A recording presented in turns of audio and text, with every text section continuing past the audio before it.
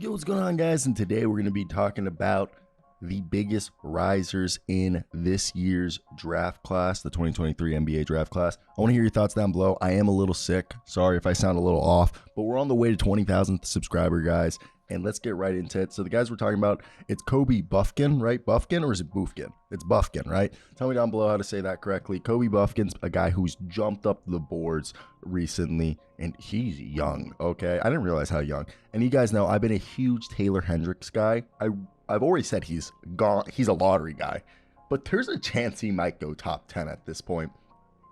And another guy, Leonard Miller. Leonard Miller, there's a great comparison here from Sam Vecenie about Leonard Miller, and we'll talk about that in a sec. But those are the three guys we'll talk about today's video. Here, I want to hear your thoughts on what you think of them, and let's get right into Kobe. So Kobe, he's a guy that he's 19 years old.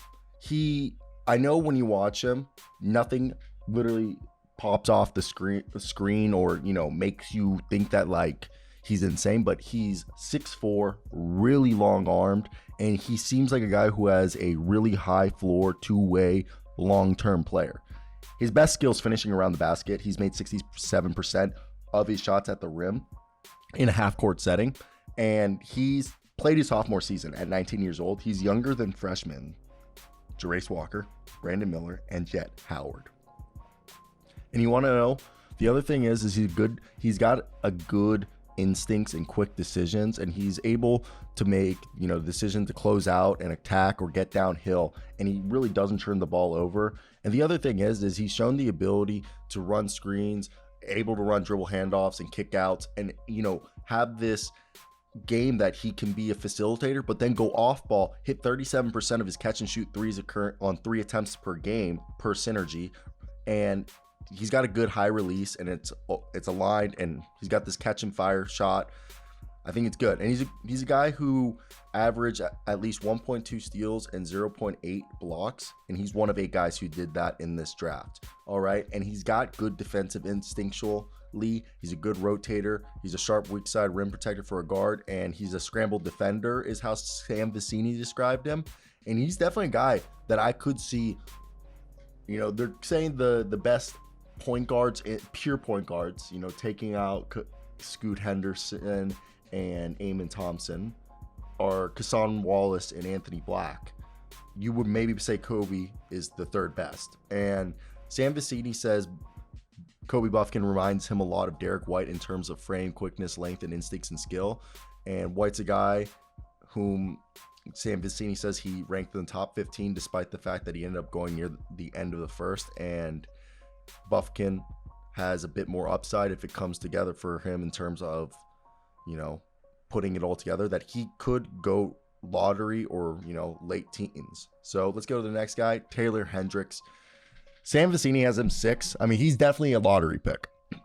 6'9" with a 7'2" wingspan. This is a guy who dunks with 2 feet, jumps from 2 feet, strong hands, and he's a great versatile defender. I obviously see him. He's a guy who can guard centers, forwards, wings, and the ability to move his hips and keep his chest in front of him and use his length. For how big he is, he moves so quick. And this is the type of guy that every NBA team wants on the defensive end, big and athletic, but is able to play the offensive side too, because he shot 40.9% on over 130 catch and shoot threes this year. The mechanics are easy and basic. High release point, shoots over the top of his defenders with ease. I mean, he's 6'9" with a 7'2" wingspan, and he's good, off ball. He's able to cut back door. He can finish at a high level, and there's the thing concerned with him offensively is, his ability to be a self-creator, which he isn't, and he needs to improve his touch around the rim, improve his feel as a passer, ball handler, and playmaker.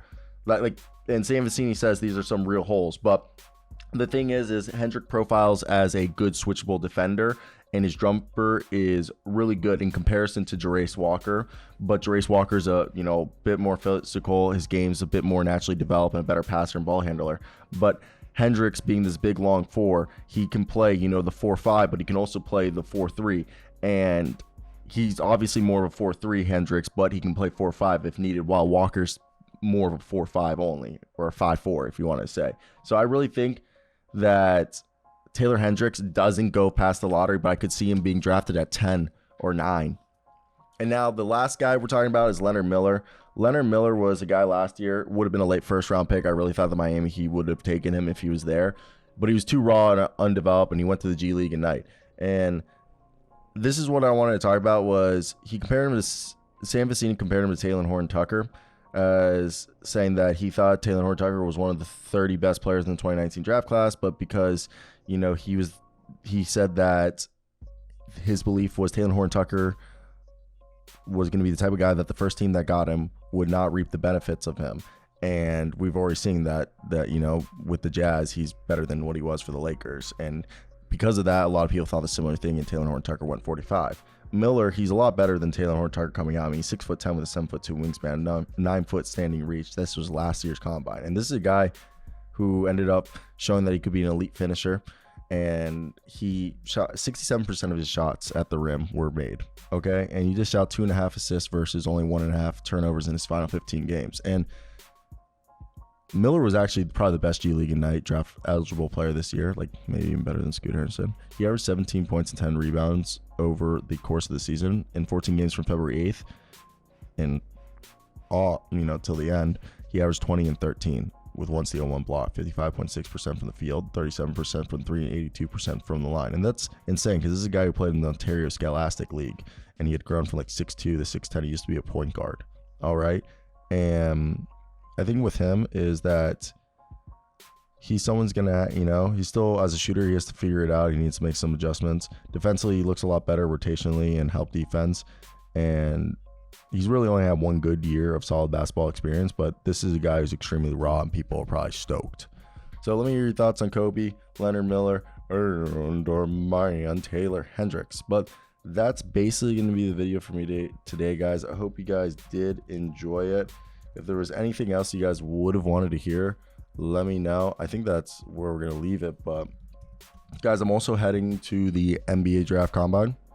So there'll be some dope stuff coming from the Draft Combine when I head out there in about 2 weeks. So that will be stoked. All right. I hope you guys enjoy. Peace out.